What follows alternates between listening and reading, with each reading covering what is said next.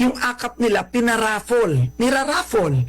Pangalawa, bago makatanggap ng akap, tinatanong kung voter ka ba, botante ka ba sa lungsod na to. So let's move on from that. So if you are offered akap, will you take it or not take it? No, I will not take it. I will not take it. Okay, you will Kahit not. nahirap Kakapasok lang ho na balita, no? Itong si Gob Chabit, ha? Singson, binawi ang kandidatura sa 2025 midterm election. Walang halong pamumulitika. Yan ang AKAP payout. Ang tanong ho natin dito kay COMELEC Commissioner George Garcia, okay na ho ba yan? Okay na ho ba yan na nakabalandra ang pagmumukha nitong si Colonel Busita diyan sa tarpaulin na yan? Basta wag lang daw hong pumunta yaang mga politiko diyan sa AKAP distribution na yan. At napanood nyo naman ho yung ating intro. Etong si Senator Bato de la Rosa, hindi daw ho tatanggap ng AKAP. Kasi nag-allocate ho sila ng 5 billion pesos para sa ipamumudmud na AKAP nitong mga senador na to. Pero dyan sa House of Representatives, gusto kong itanong dito kay Commissioner George Garcia kung okay na ho ba to? Approve na ho ba sa inyo to? AKAP payout, thank you. Palakpakan, thank you. Thank you. Kung Bonifacio Busita, okay na yan. Thank you, maraming salamat. Galing sa bulsa niya yan eh. Kailangan pasalamatan niyo si Busita. Tayo ho mga kababayan, nung isang araw, sinoutout pa ho natin yan dahil nakasubscribe sa atin yung si Colonel Busita. Pero noong sinabi ho niya na mas talamak ang korupsyon nung nagdaang administrasyon, kung may kukumpara sa administrasyon ni Marcos Jr., doon na naghalo ang balat sa tinalupan dito sa PH Update. Hindi ho natin pwedeng pagkatiwalaan yung mama na yan. May iba't ibang rason ang mga vlogger kung bakit hinihindian nila yung tao na yan. Ang rason ho natin kung bakit ho natin na binibira itong si Busita ng pakonti-konti, dahil wag mong sabihin na mas matindi ang korupsyon nung panahon ni Tatay Digong kung ikukumpira dito sa administrasyon na to. Nung panahon ni Tatay Digong, napakaraming bagyo, mga dilubyo ang dumaan sa ating bansa, pero hindi ho tayo, hindi naranasan ng ating mga kababayan yung naranasan nila dyan sa Bicol, okay? Kriminalidad, droga, korupsyon, lahat yan ho nasaksihan natin dito sa administrasyon na to. Commissioner George, okay na ba yan? AKAP payout, ayuda sa kapos ang kita program, payout, thank you. Colonel Bonifacio L. Busita, palakpakan. Okay na yan. Basta wag ka lang dumalo, Colonel Busita, sa distribution, approve na yan. Yung mga tarpaulin, dyan sa covered court, di ba? Yung covered court. Mga tarpaulin ng mga congressman yan mga senador na makikinabang dyan sa AKAP na yan. Simply vote buying, period. Eto ho mga kababayan, rekta ho tayo dito sa pangalawang paksang pag-uusapan natin. Yan na nga ho ba sinasabi natin. Kayo sa SWS, kayo sa COMELEC, yung iba pang mga survey firm, naku, ayusin nyo. Ayusin nyo yung mga desisyon nyo sa buhay. Pagka lumabas ang mga kababayan nating INC at nagka-head count kami dyan, INC lang ho, INC pa lang yung bibilangin natin dito. Di pa kasama kay OJC, mga taga-suporta ni dating Pangulo Rodrigo Duterte, at mga OFW. Okay? Hindi po kasama dyan yan. Kumbaga, ito pa lang ho yung mga kababayan natin na dadalo bukas. Yung mga kababayan nating OFW sa iba't ibang dako ng daigdig, hindi pa ho kasama sa bilang na yan. Pagka itong si Kong Dante, hindi nyo pa ginawang number 1 sa susunod na survey na lalabas, magkakaroon tayo ng malaking problema. Magkakaroon tayo ng malaking problema, kaya ipanalangin nyo na magkaroon tayo ng peace sa ating bansa. Dahil na nga ba sinasabi ko? Ayusin nyo yung mga buhay nyo, yung mga desisyon nyo sa buhay, ayusin nyo. Eto ho, bago ho yan mga kababayan, ilagay natin dyan si Busita. Habang nagme-mega love shoutout ho tayo sa mga kababayan nating napakatindi kong sumuporta dito sa PH Update, no? Hindi ko kasi natin pwedeng hindi i-mega. Tayo ho kasi, pagka kahit ano pa yan, ina-acknowledge ho natin kasi yung mga extra effort para para makapag-extra pindot-pindot para makapagpadala lang ho. Kahit magkano yan, pasasalamatan ho natin yan dito sa PH Update. Iba ho kasi pagka ina-acknowledge nyo, yung mga nag-e-effort para suportahan kayo, iba ho yun mga kababayan. No, iba ho yun, iba yun. Ito kay Jordan Kabiko, mega love shoutout. Maraming salamat, sir, sa pagsuporta sa PH Update. At yung mga bagong member natin, thank you. Ina-acknowledge ko kayong lahat. Maraming salamat. Mega love shoutout din ho dito kay Joel Arellano. Ay, Sir Joel, Merry Christmas, Happy New Year. Mega love shoutout. Ingat po kayo dyan sa UAE, ha. Maraming salamat po dyan sa pinadala nyo na yan, ha. Na-miss ko tong si Sir Joel, eh. Mega love shoutout, Sir Joel. Mega love shoutout din ho dito kay Leo Vida De Villa. Maraming salamat ho dyan sa 2.80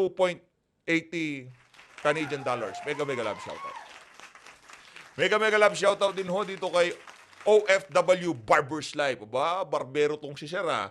Mega love shoutout, sir. Maraming salamat. Pa-shoutout, Lord. Salamat sa 78K followers. Maraming salamat, oh. Maraming salamat sa 78K followers. Ito, mega love shoutout din ho dito kay Ruel Lindon Shinko. Maraming salamat ho. Mega love shoutout.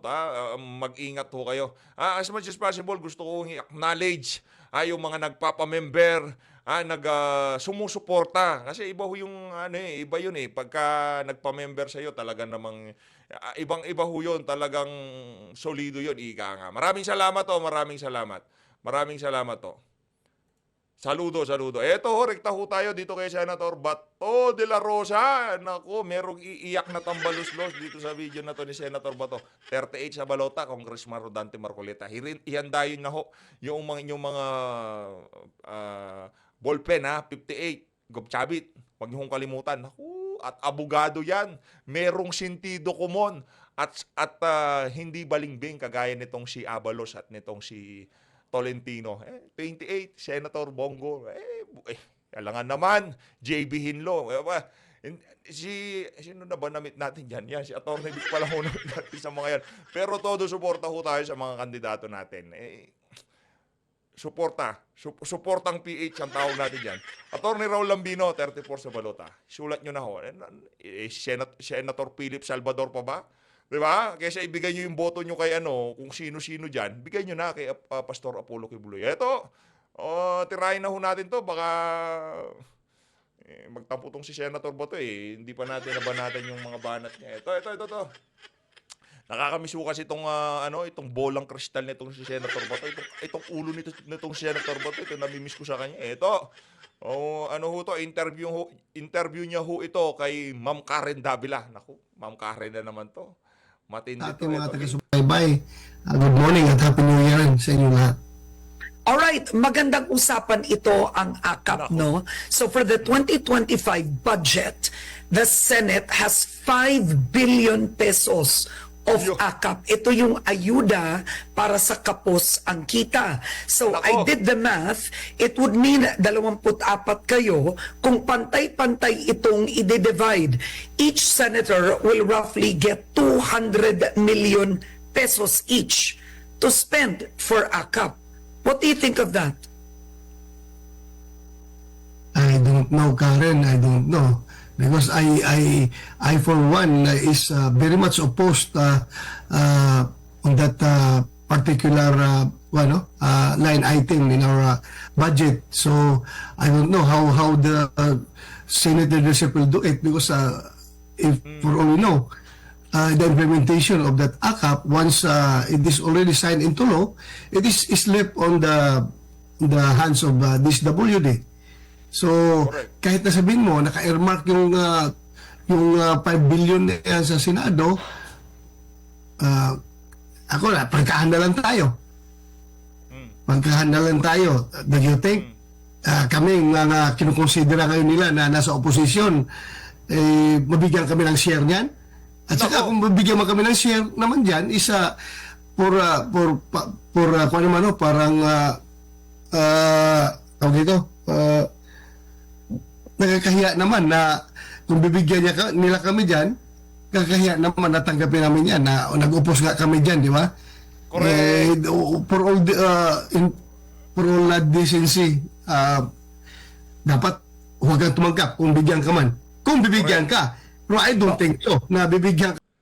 Alam nyo, kasi yung itong word na ibabahagi ko ho sa inyo na to, ito yung wala sa mga kandidato nitong administrasyon na to. Yung mga nasa unity. Ito yung word na hindi ho nila alam. At sana dito sa video na to, pagka napanood nila, matutunan. Ang tawag ho doon sa gagawin na yun si Senator Bato de la Rosa, delikadesa. Yan. Meron ho siyang delikadesa. Kasi marami ho ngayong mga politiko na kahit na ano pa yan, lalamunin nila yung pride nila kung ano man yan, no? Basta kahit na dilaan pa nila yung tumbong ni Tamba, basta mabigyan sila ng 777. Walang yato, no? Yung habang natutulog tayo, no? Iniisip natin na sana umasenso na Pilipinas. Ito pala mga politiko na to, iniisip nila paano nanakawin ng pera na sabay ng Pilipino. Yung 777 scheme na yon, sa tingin nyo ho ba, yung mga matatanggap na pondo nitong mga congressman na to, makakarating ho lahat doon sa mga benepisyaryo na dapat paglaanan ng pondo na yan? Naku, malapit na eleksyon. Kailangan nila ng pondo. Baka wala pa silang tarpaulin, wala pa silang payong, wala pa silang candy, wala pa silang sombrero o kung ano pa man yung ipamumudmud nila sa karsada pagka magkakaraban sila, di ba? Marami pa ho silang kulang ngayong mga panahon na to. Kaya walang humpay ang paglalabas ng pera dyan sa House of Representatives. Itinatago nila sa pangalang ayuda. Diba? Ayuda sa kapos ang kita. Hindi. Ayuda sa kapos ang pondo sa eleksyon. Yun. Talaga, because alam mo, ito ipupunta na lang doon talaga sa mga kalyado nila kung bibigyan man nila.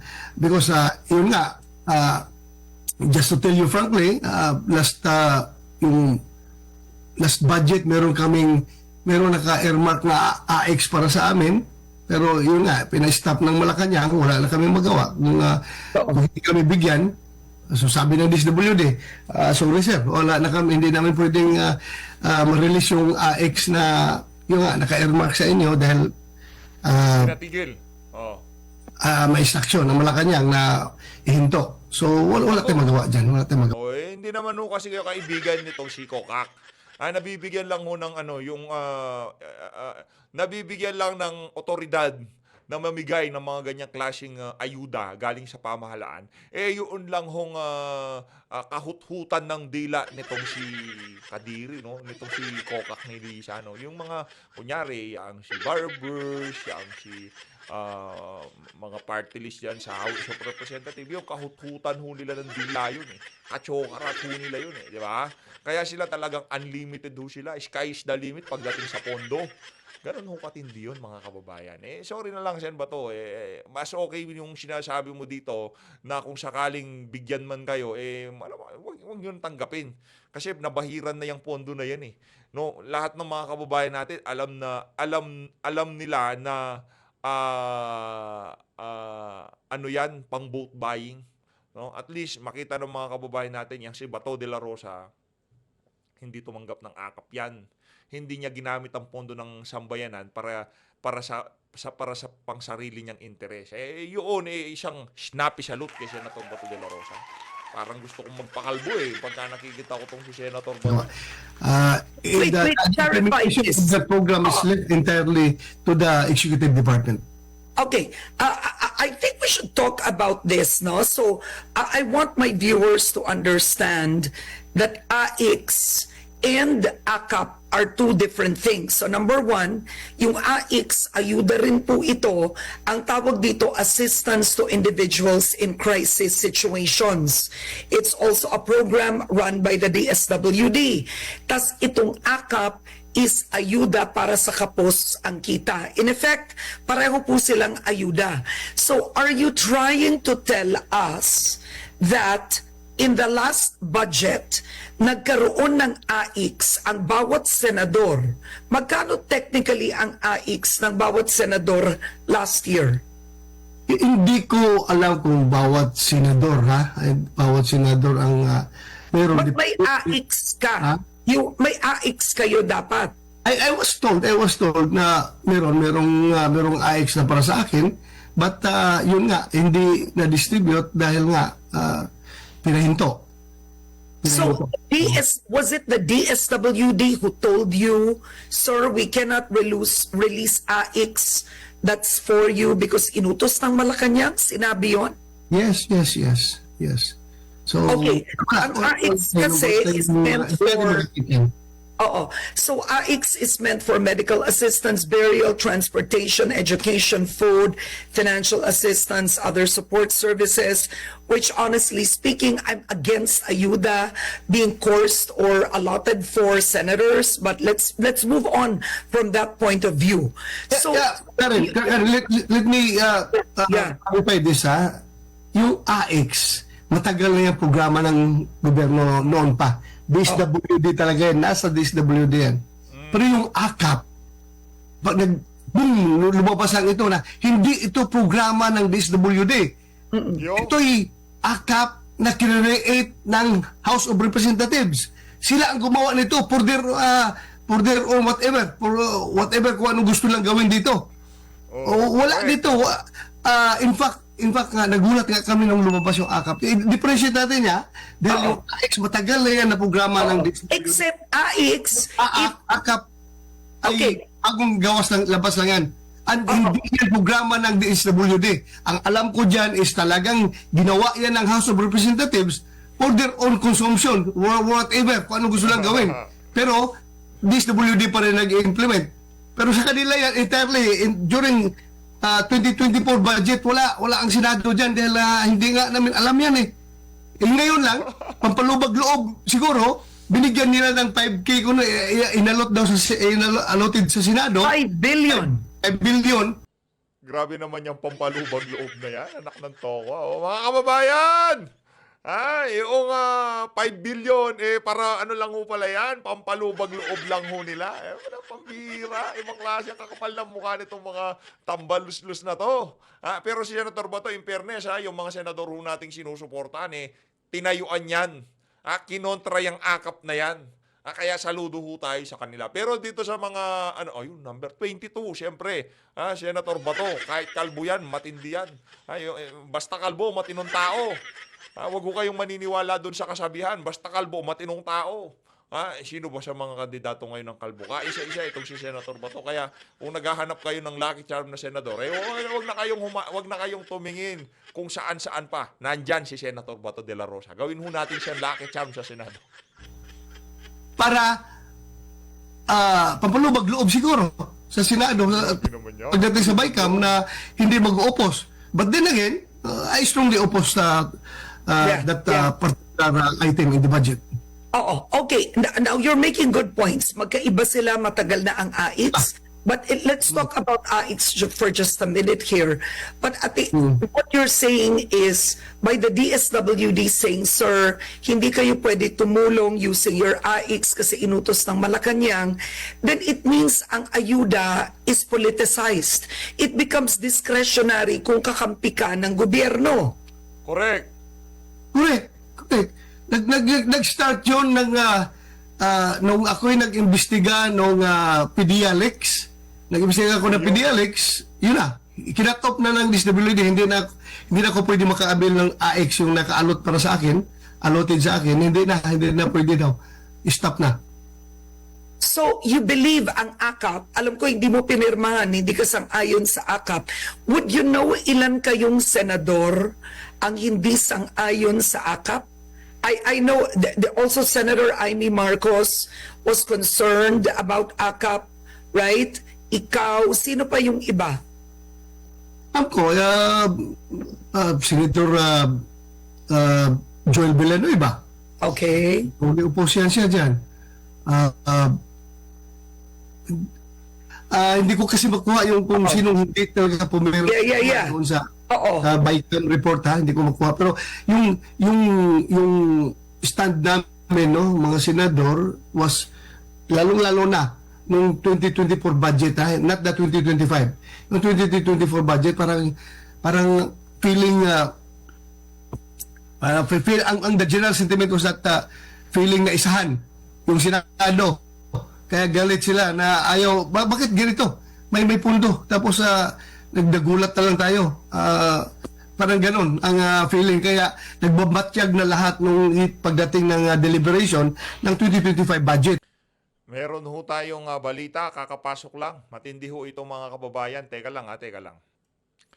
Kakapasok lang ho na balita, no? Itong si Gob Chavit, Singson, binawi ang kandidatura sa 2025 midterm election. Nagkaroon ho tayo ng bakanting tatlong slot sa ating senatorial candidate. Tinanggal ko na ho dyan sa Gedli itong si Gob Chavit kasi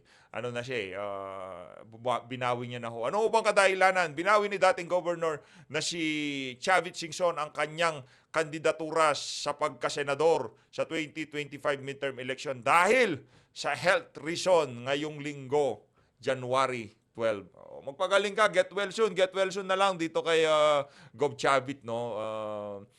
Sa totoo lang, yun susuportahan siya ni Tatay Digong, binawi ho niya ang kanyang kandidatura, anong magagawa natin, di ba?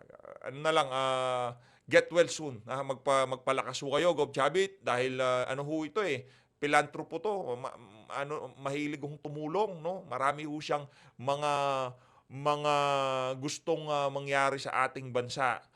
Sa pagtakbo niya ng pagkasenador sa papalapit na election. Gayunpaman, wala ho tayong magagawa dyan. Meron ho tayong available na 3 slot na kung saan itong si Doc Willie Ong, ho natin yan, no?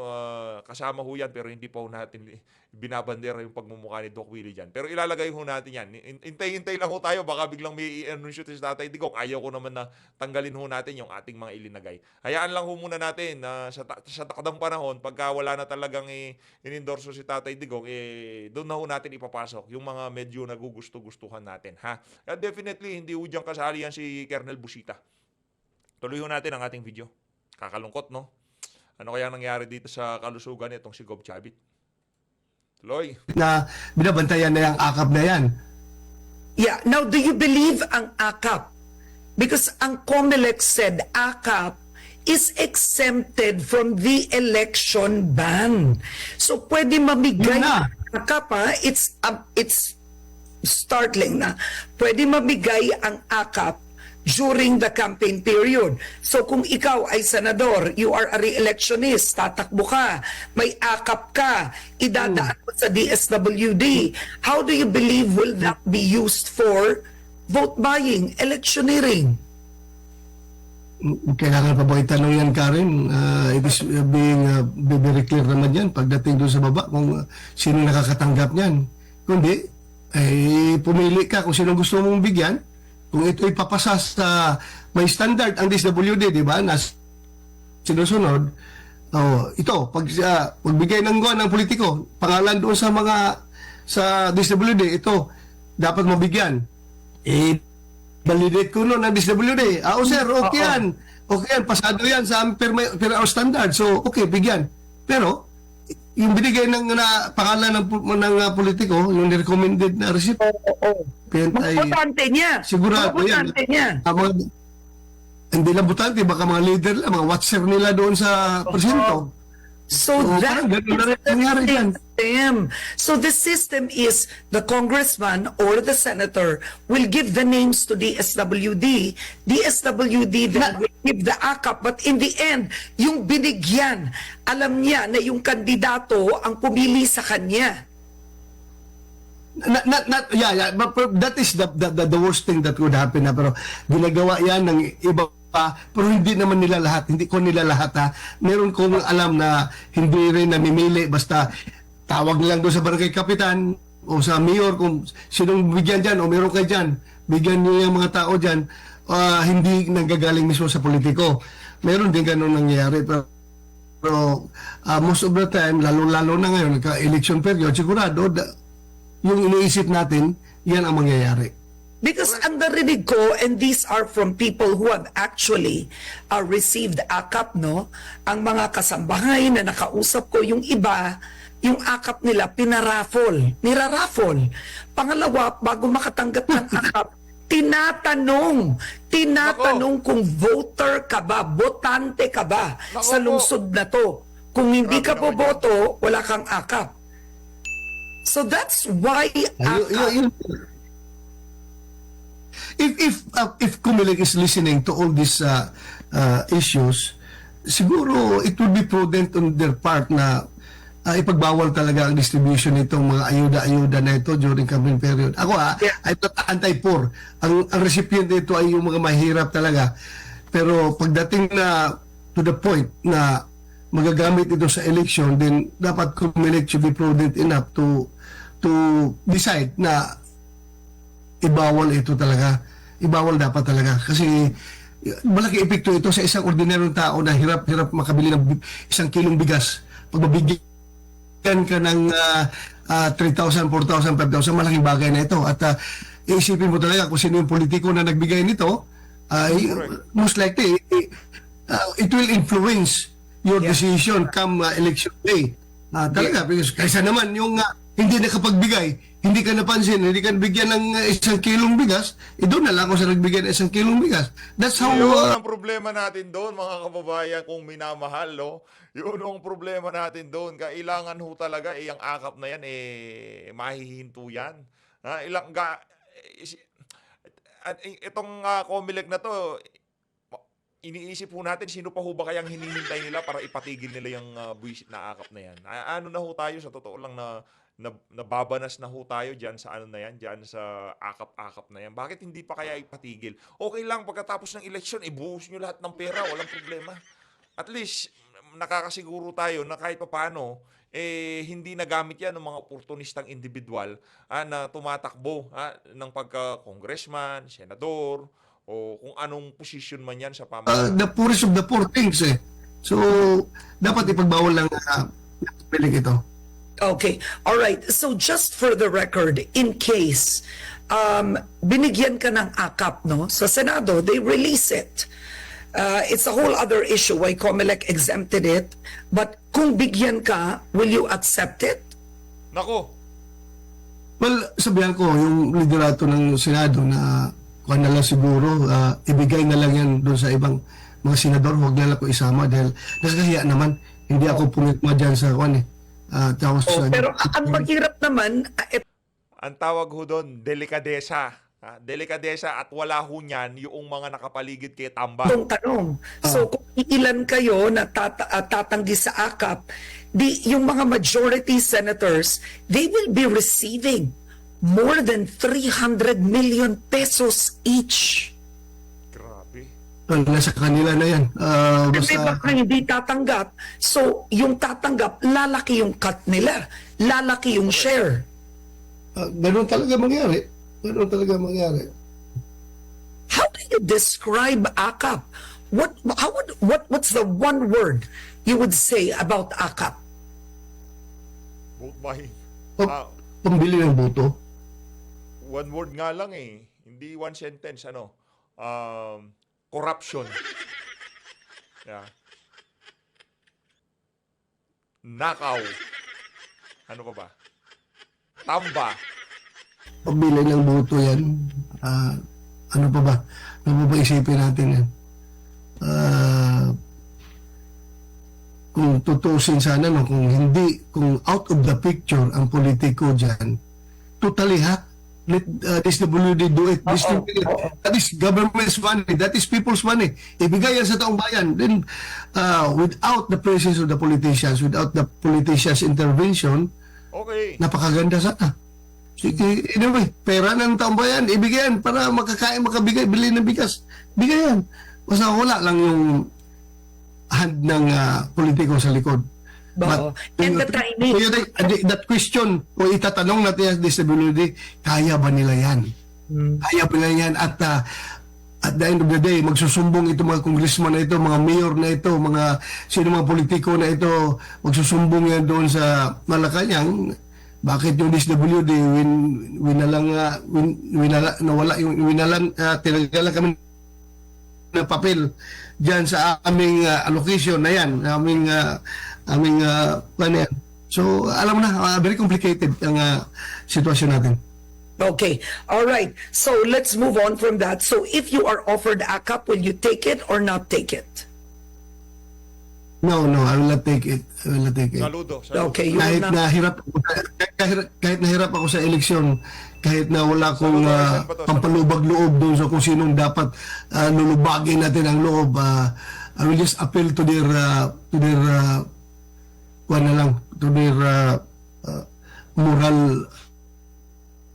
moralities na wala akong maibigay sa inyo dahil ayaw kong sumali sa programa na inuupos ko.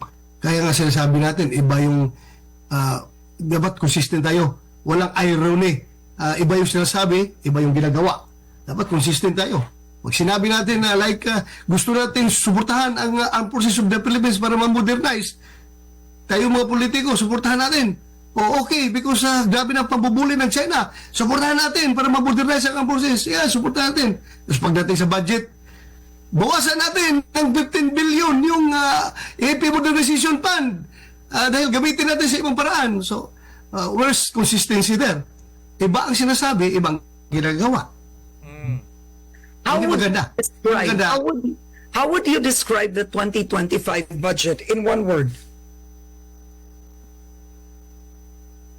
You know, How would you describe the 2025 budget in one word very quickly? the worst. The worst. The worst. Okay. Why is that? Just quickly, why is this the worst? Number one, yung sabi ng Constitution, dapat ang education sector ang makakatanggap ng napakalaking portion ng national budget. Pero lumabas after the BICAM na binawasan pa ka education at ang pinalaki yung DPWH. So, that's number one. Talagang na-violate yung Constitution. So, ni-repair nila, inayos nila. Pagdating bago pinirmahan ng Pangulo, pinalabas nila na mas malaki na ngayon ang education sector dahil sa ni-rearrange nila kuno. Meron silang mga binito at ni-rearrange. Yung lumabas ngayon na malaki na daw yung education sector, but then if you are going to scrutinize it again, lumaki yung education sector dahil pati yung pondo, mga training fund, education fund ng DND, yung mga training units ng Armed Forces of the Philippines, nilagay doon kasi education daw yun, education sector. When in fact, classification nun is defense sector yun. Under the defense sector, tinaggal nila, nilagay doon kuno para lalabas na mas malaki ang education sector. Pero, sige lang, andyan na yan eh. That's water under the bridge. Dahil napirmahan na yung Right. GAA. Andyan na yung GAA. So, Okay. moving forward, ang lang natin, implement. Okay, now, before we go, I want to ask you about the restructuring of the National Security Council. The NSC has already said it does not indicate any kind of rift between the president, the vice president, the country security sector. Wala. Pero what do you make of the reorganization of the NSC that the Vice President Sara Duterte, was removed from the NSC? Maybe they find it uncomfortable convening the National Security Council with the Vice President around. So, tinanggal nila. So, discretion nila yan. Hindi naman yan nakalagay sa konstitusyon natin na talagang andyan yung Vice President. So, ayaw nang nila. So, they can do everything. The Chief Executive has the power to reorganize all the departments and the offices under the executive branch. Oo. And I think if we go back also, I mean, you would remember this. Former President Rodrigo Duterte also removed Vice President Leni Robredo from the NSC, right? Or meron? Correct. Tinanggal ba? Parang gano'n na, parang tinanggal. So, it's entirely at the discretion of the President kung sino mo paano nila i-compose, reorganize ang NSC. So nothing new. Nothing new. Ang ko lang dyan, ang sayang lang is yung former presidents tinagar nila. Yung vice president, Oo. Yeah. nagawa na yan noon, di ba? In the case of Vice President Leni Robredo.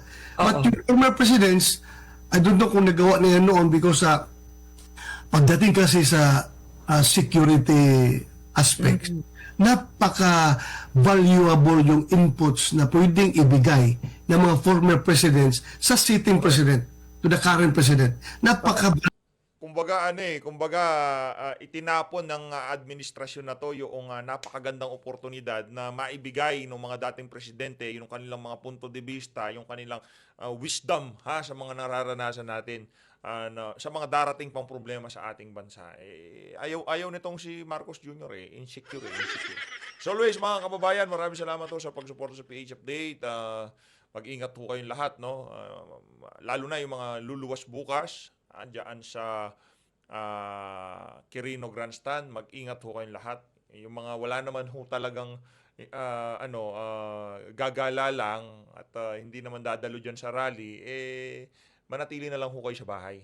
No, para at least di ho kayo matraffic, hindi ho kayo kasi baka magreklamo-reklamo kayo Ang tagal na niyan Ang tagal na niyang merong anunsyo na January 13 magkakaroon ng pagkilos.